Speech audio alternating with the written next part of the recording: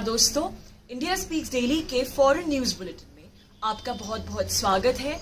मैं हूं आपके साथ रति अग्निहोत्री। इस बुलेटिन में हम आपको लगातार जानकारी देते रहेंगे देश और दुनिया से जुड़ी तमाम खबरों के बारे में कि किस प्रकार से विश्व के भू राजनीतिक समीकरण तेजी से बदल रहे हैं और इन बदलते हुए समीकरणों के बीच भारत कितनी महत्वपूर्ण भूमिका निभा रहा है।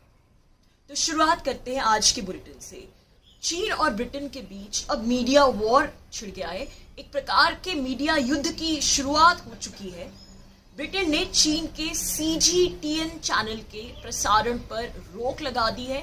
CGTN यानी चाइना ग्लोबल टेलीविजन नेटवर्क, जो कि चीन के स्टेट ब्रॉडकास्टर CCTV का अंतर्राष्ट्रीय अंग्रेजी भाषा न्यूज चैनल है, जो अब तक ब्रिटेन में अधिकतर फ्री में आता था। अधिकतर ब्रिटेन वासी इसे निःशुल्क देख सकते थे अपने टेलीविजन नेटवर्क पर।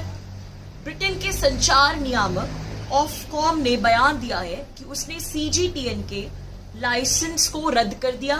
यह अंतर्राष्ट्रीय अंग्रेजी न्यूज चैनल था। जैसा कि हमने कहा, प्रसारण पर रोक लगाने के पीछे वजह यह है कि CGTN चैनल, और ये ब्रिटेन का आर्ग्यूमेंट है, ब्रिटेन कहता है कि CGTN जो चैनल है वो सीधे सीधे चीन की सत्ताधारी कम्युनिस्ट पार्टी का एक प्रकार से प्रोपोगेंडा व्हीकल है, उसके द्वारा पूर्णतः नियंत्रित है और इसकी जो एडिटोरियल पॉलिसी है वो भी कम्युनिस्ट पार्टी ही नियंत्रित करती है। इसकी अपनी कोई स्वतंत्र एडिटोरियल नीति नहीं है, पॉलिसी नहीं है।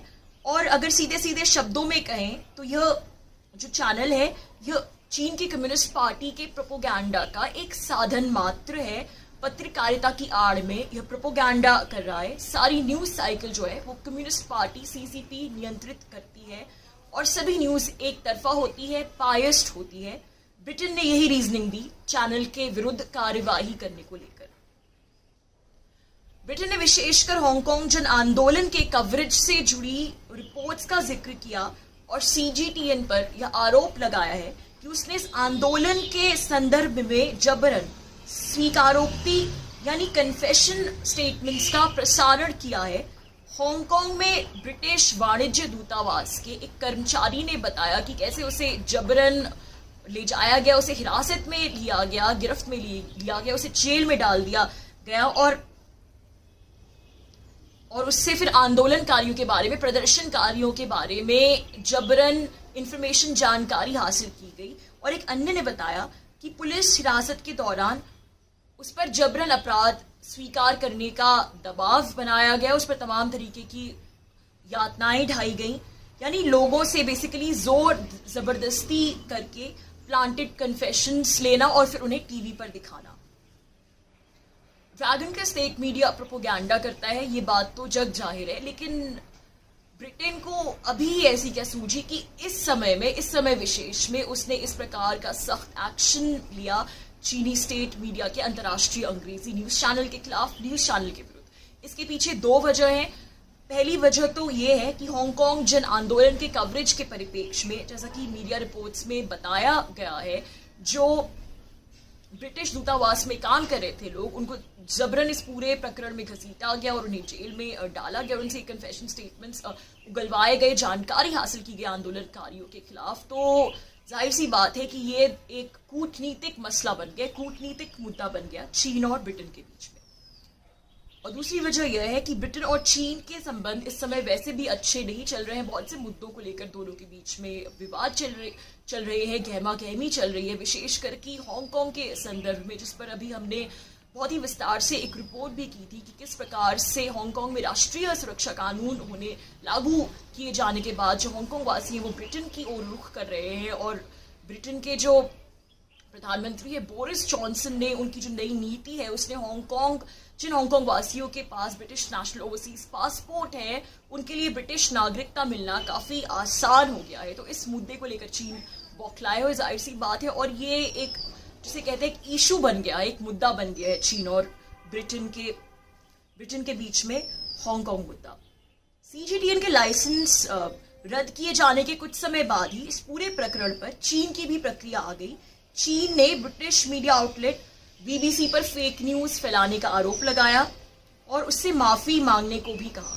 चीन ने कहा कि विशेषकर कोरोना वायरस महामारी के संदर्भ में बीबीसी ने चीन को लेकर बहुत सारी फेक न्यूज फैलाई, बहुत सारी अफवाहें फैलाई, बहुत सा प्रोपोगंडा की और बहुत ही एक तरफा बायस्ड न्यूज फैलाई और जो भी खबरें थी उन्हें पूर्वाग्रहों से ग्रस्त बताया चीन के विरुद्ध। साथ ही चीन के शिनजियांग क्षेत्र में बस एक समुदाय विशेष के लोगों से संबंधित कुछ रिपोर्ट्स जो बीबीसी करता है, जो कवरेज करता है, उसको लेकर भी चीन ने बीबीसी को खरी खोटी सुनाई, उसको भी फेक न्यूज बताया।